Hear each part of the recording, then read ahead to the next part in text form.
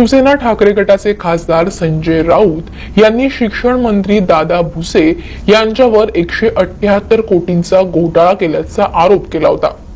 त्यावरून बदनामी केली असा फौजदारी खटला भुसे यांनी मालेगाव न्यायालयात दाखल केला। या खटल्याच्या सुनावणीसाठी संजय राऊत हे मालेगाव न्यायालयात हजर झाले। शिवसेनेत फूट पडल्यानंतर दादा भुसे हे एकनाथ शिंदे यांच्या गटात दाखल झाले। भुसे यांना शह देण्यासाठी शिवसेना ठाकरे गटाकडून तेव्हा भाजपच्या अद्वै हिरे यांना पक्षात घेतलं गेलं होतं। या काळात दादा भुसे यांना लक्ष करत सामना वृत्तपत्रात एक बातमी प्रसिद्ध झाली होती। गिरणा सहकारी साखर कारखान्याची 15 वर्षापूर्वी विक्री करण्यात आली। मंत्री छगन भुजबळ यांच्याशी संबंधित कंपनीनं 27 कोटी 15 लाखाला हा कारखाना खरेदी केलाय। हा विक्री व्यवहार होत असताना भुसे यांनी मालेगाव आणि आसपासच्या तालुक्यातील लोकांकडून काही भाग भांडवल जमा केलं होतं। कारखाना खरेदी करण्याच्या नावानं हे भाग भांडवल जमा करण्यात आलं, परंतु प्रत्यक्षात या भाग भांडवलातून कारखाना खरेदी न करता ती संपूर्ण रक्कम हडप केली।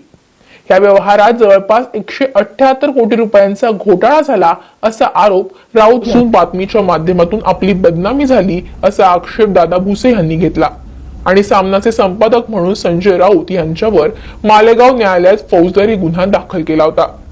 आज या संदर्भात सुनावणी पार पडली। न्यायालयाबाहेरच दादा भुसे आणि संजय राऊत हे एकत्र दिसले।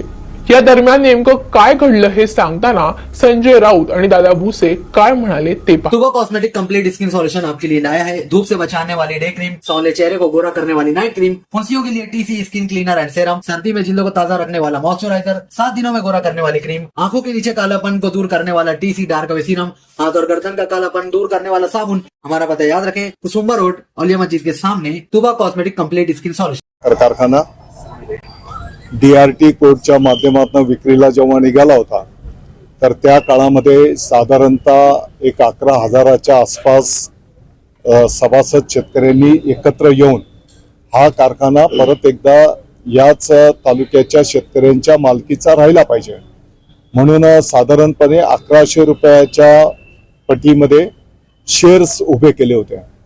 आपल्या सर्वांना माहिती आहे की एक महिनाभर सर्व पक्षीय लोकांनी एकत्रितपणे येऊन हा प्रयत्न केला होता। दुर्दैवाने काही लोकांनी त्या काळी पण अफवा पसरवल्या आणि मोठं भाग भांडवल आपलं उभं राहू शकलं नाही। जी काही 1,60,70 लाख रुपये रक्कम जमा झाली होती ती रक्कम नंतरच्या काळामध्ये आर्मस्ट्रॉंग कंपनीने जो कारखाना घेतला त्या कंपनीला RTGSच्या माध्यमातून आपण ती ट्रान्सफर केलेली आहे। हे सर्व गोष्टी रेकॉर्डवर आहेत आणि मग असं असताना जो काही आरोप आपल्या मालेगाववर केला गेला आणि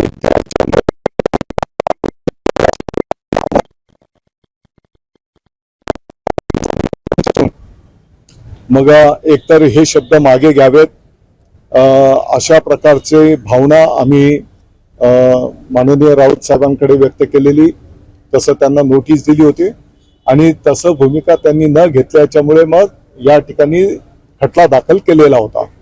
नंतरच्या काळामध्ये राऊत साहेबांनी याचं सगळं पडताळणी केल्याच्या नंतर त्यांना हे आढळून आलंय की आपण केलेला जो काही आरोप आहे तो चुकीचा आहे, निराकस खोटा आहे।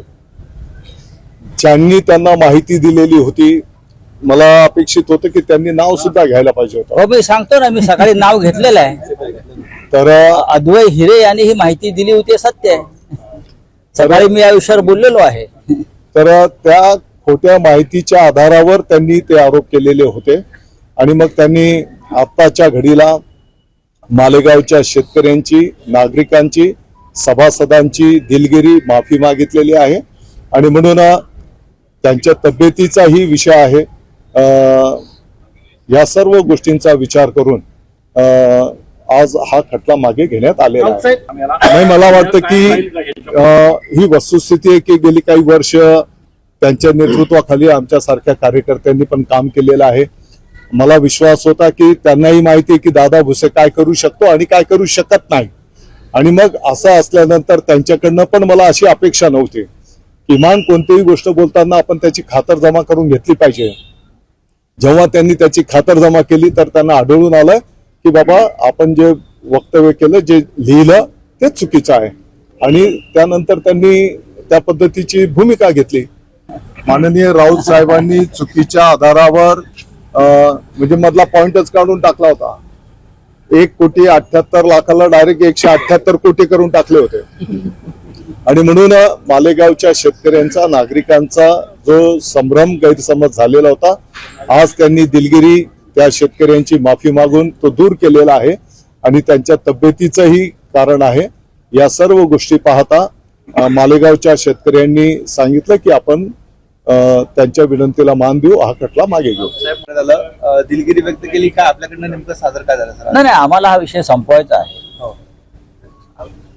माझी भूमिका एवढीच होती, जेव्हा माझ्या समोर आलं तेव्हा हा कारखाना अद्याप जो आहे तो उभा का राहिला नाही. पण त्या संदर्भात मी नंतर माहिती घेतली, दादांकडून सुद्धा माहिती आली. आणि मला असं वाटतं या विषयावर फार चर्चा आता करू नये. जे झालंय ठीक आहे, विषय राहिलेला नाही.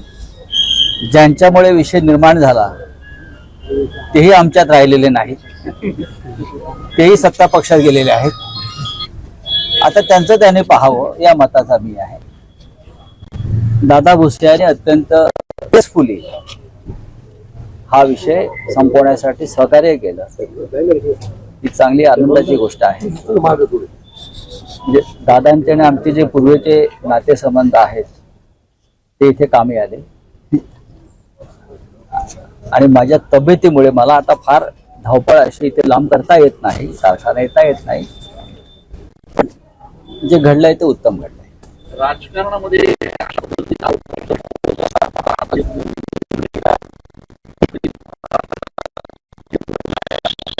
संस्कृती आहे ना, यापेक्षा वेगळी संस्कृती कधीच महाराष्ट्राची नव्हती. आणि ही संस्कृती कायम राहावं असं आम्हाला दोघांनाही वाटतं. दादा बोलतील ना आता. साहेब, पण यापुढे पुन्हा अशी वक्तव्य होतील का? बघा, ते वक्तव्य मुळात ज्या आधारावर मी केलं होतं, तो आधार जो आहे ज्यांनी निर्माण केला होता त्यांनी आता त्या संदर्भात काय ते पाहावं. मला असं वाटलं की माझ्याकडून चुकीच्या आधारावर मी वक्तव्य केलं असं मला नंतर लक्षात आलं.